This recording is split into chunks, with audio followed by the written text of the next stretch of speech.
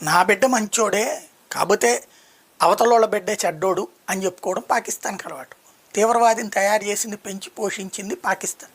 ఇప్పుడు ప్రపంచానికి ఏం చెప్తుంది? వాడు దారి తప్పిన బిడ్డ, నాకేం సంబంధం, ఈవెన్ మేము కూడా బాధితులమే, వాడు నా దేశంలో మసీదులను పేలుస్తున్నాడు, నా దేశంలో ప్రజలను చంపేస్తున్నాడు, నా దేశం కూడా తీవ్రవాద దాడులు ఎదుర్కొంటుంది, నా సైన్యం కూడా చనిపోతున్నారు, కాబట్టి తీవ్రవాదిని తీవ్రవాదిగానే చూడాలి, అంతేగాని అది పాకిస్తాన్ ప్రేరేపిస్తుందని మా దేశం మీదకి వస్తారా, మా దేశం మీద దండయాత్ర చేస్తారా, మా దేశం మీద యుద్ధం చేస్తారా, భారతదేశం చేస్తుంది తప్పు అని చెప్పుకొస్తుంది ప్రపంచం అంతా వెళ్ళి.